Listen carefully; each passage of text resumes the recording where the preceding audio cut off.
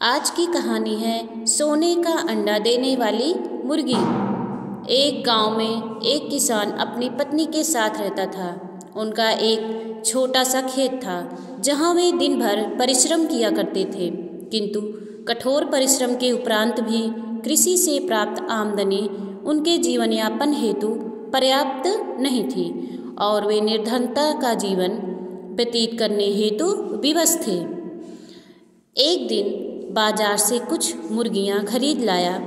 उसकी योजना मुर्गियों के अंडे विक्रय कर अतिरिक्त धन उपार्जन था। अपनी पत्नी के साथ मिलकर उसने घर के आंगन में एक छोटा सा दड़बा निर्मित किया और मुर्गियों को उसमें रख दिया। भोर होने पर जब उन्होंने दड़बे में झांक कर देखा तो आश्चर्यचकित रह गए। वहाँ अन्य अंडों के साथ एक सोने का अंडा भी पड़ा हुआ था। किसान उस सोने के अंडे को अच्छी कीमत पर जौहरी के पास बेच आया। अगले दिन फिर उन्होंने दड़बे में सोने का अंडा पाया। किसान और उसकी पत्नी समझ गए कि उनके द्वारा पाली जा रही मुर्गियों में से एक मुर्गी अद्भुत है। वह सोने का अंडा देती है।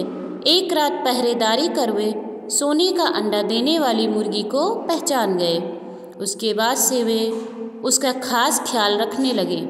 उस मुर्गी से उन्हें रोज़ सोने का अंडा मिलने लगा।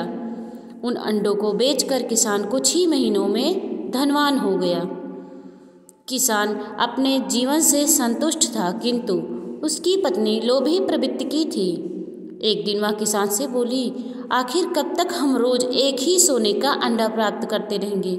क्यों ना हम मुर्गी के पेट से एक साथ सारे अंडे निकाल लें। इस तरह हम उन्हें बेचकर एक बार में इतने धनवान हो जाएंगे कि हमारी 7 पुश्तें आराम का जीवन व्यतीत करेंगे।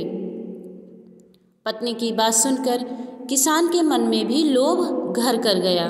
उसने मुर्गी को मारकर उसके पेट से एक साथ सारे अंडे निकाल लेने का मन बना लिया। वह बाजार गया और वहाँ से एक बड़ा चाकू खरीदा।